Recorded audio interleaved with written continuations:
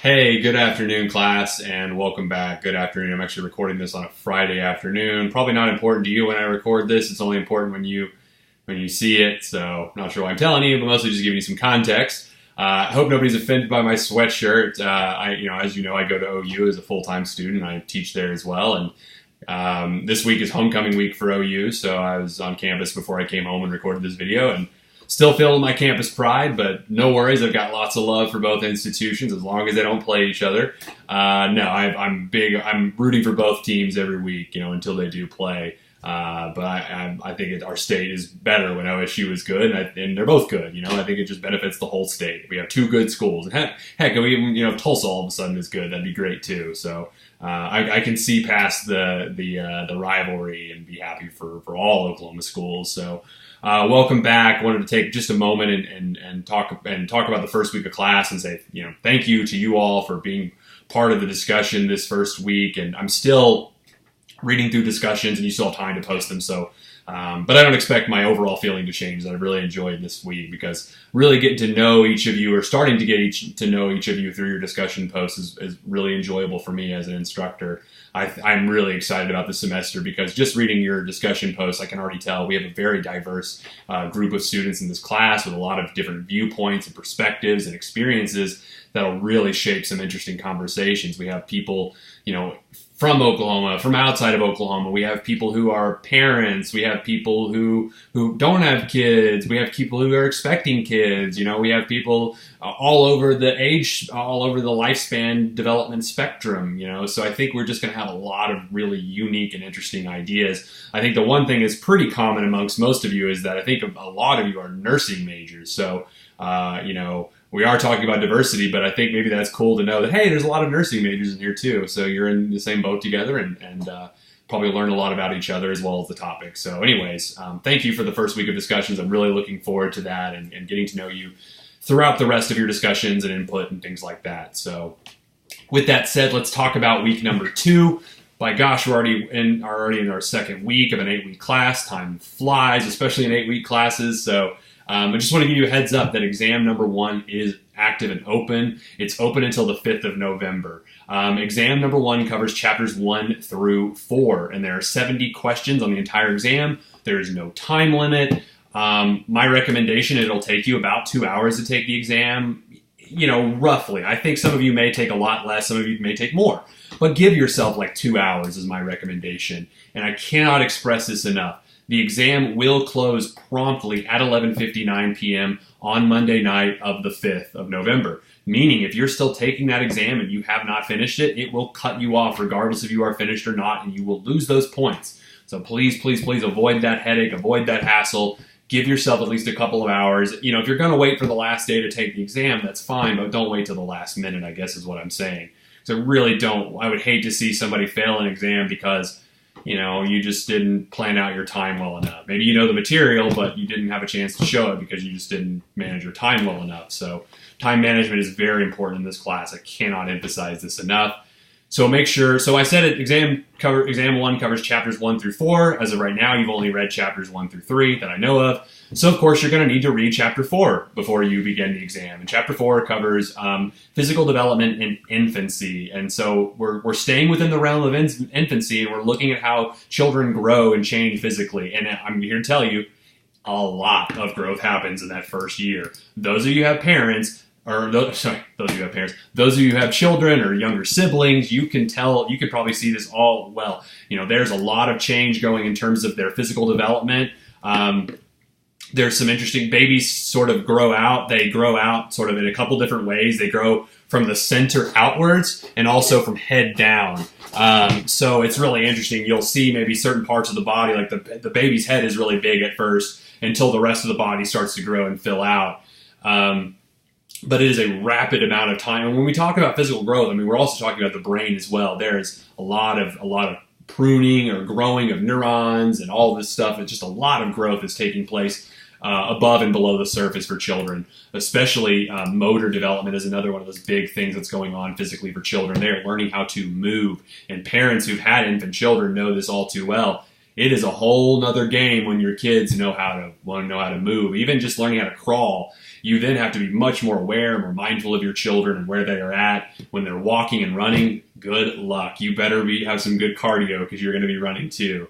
Then we're going to look at sensory and perceptual development. Children don't come out of the womb fully developed, obviously, and that is the same with their eyes, their ears, and their other sensory apparatus, their sensory organs. Those take time to develop after and postpartum. So, babies are developing their vision, their hearing. At first, they're like blind as bats, but over time, they start to see things, and they really start to develop an affinity for things that familiar things visually. Familiar faces, for example, mom and dad's face. And over time, as their vision develops and as these things develop, they also start to develop maybe somewhat of stranger anxiety. So anyways, a lot going on in the physical development of infancy, a really rapid time. So you'll read that before you take the exam. Once you have finished reading that chapter, you'll need to read chapter 5 and chapter 6. 5 is about cognitive development in infancy, so we are staying within Piaget. We're looking at that first stage of Piaget development, sensory motor, where children are literally learning about the world through their sensory organs and their motor abilities. What do infants do when they find something new and want to discover, and when they discover something new, they put it in their mouth. They pop it right in their mouth, and that's one way that children discover the world. They're using their mouth to kind of make sense of the world around them. They're crawling and grabbing things to make sense of it around them. So the stage is very, very important. We're laying the foundations for future learning. Children are developing cognitively in terms of their ability to learn, their ability to remember, and their ability to conceptualize the things that they're learning. We're also going to look at individual differences. You can already start to see individual differences in cognitive abilities at a very young age, and you can identify cognitive delays and issues pretty early on. So we'll take a look at that in this reading, and also look at how language develops. That's another thing. When infants, they walk and learn to move, that's one thing. But when they learn to talk too, again, it's just like a whole other ballgame. You're parenting and you're playing a new game now. Your child knows how to talk and they know how to move. So my best advice to you is good luck and be prepared to answer a lot of questions. Be prepared to answer a lot of whys. Why is this? Why is that? Okay, so you also read chapter 6, which I think we are getting out of infancy.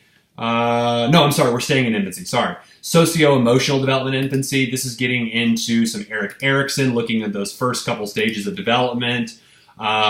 Looking at trust versus mistrust, autonomy versus shame and doubt, children learning how to trust their caregivers and also learn how to, put trust in a caregiver and also learn how to trust themselves, develop some autonomy. So we're going to look at the early stages of emotional and personality development. We're going to look at how attachment is developed and also the importance of social context and how they develop. So there's a lot going on in these 3 chapters, a lot of ground that's covered in these 3 chapters. We're basically covering the gamut of infancy during these next 3 chapters. So you should have a pretty good idea about how infants, physically, mentally, and emotionally change during this time period. So big focus this week is infancy. I do want you, for this week's discussion post, I want you to, I just posted your discussion post. I'm sorry. I just sort of lost my train of thought. Let me pull it up real quick. Okay, think about temperament. I'm sorry. There was a specific topic I wanted you to focus on. I was drawing a blank. It's temperament. This week I want you to discuss temperament. And that's kind of like, I think of temperament as kind of like how we respond to others, especially like when we first wake up. How are you a morning person? Do you need coffee before you feel like kind of dealing with other people? And that's kind of what our temperament is like. It's like our typical way of responding to the world and others. And there's 3 different styles according to Chess and Thomas. There's easy, slow to warm up, and difficult. So I want you to think about that in your own experience. Which one would you fall under, or do you fit under any of these categories? If not, maybe come up with your own category. That would be really cool if we could add on to that theory. So don't feel like you're limited to those 3. If those 3 do not describe your experience, describe something else. That is perfectly okay with me. Yeah, that was a lot, I feel like, but for this week, just a quick recap. Exam 1 is open. It covers chapters 1 through 4. It'll be open until the 5th of November until 11:59 p.m. Please do not wait until the last minute. Read chapters 4, 5, and 6 this week. You're going to cover infancy between those chapters, cognitive development, psychological development, and emotional development. Physical, physical, cognitive, and emotional. I apologize. Those 3 chapters will cover those 3 areas. And then you have a discussion on temperament, which comes from chapter 6. So that's getting into socio-emotional development. Whew, that's a lot. But I know you'll be fine as long as you're good at time managing and you put yourself on a good schedule of reading. My recommendation is maybe read 1 chapter a day, for 3 days, and then you're ready to start talking about the discussions. You're ready to take the exam. You're ready to go. You also give yourself enough time to prep for the exam if you need to. So time management is crucial. But I trust that you all will work through this. We'll read, and I look forward to your next discussion. Please send me an email. Please post on the discussion board if you have any questions or concerns about the exam. Try to send me your questions that you have, and I'll try to get back to you as soon as possible. Please don't wait until Monday night to send questions because chances are I may not get to you in time. But if you send them to me maybe Monday morning, I could probably get to you, but not Monday night. So. Anyways, enjoy week number 2. I'll see you all next week for week number 3. Okay, take care. Bye.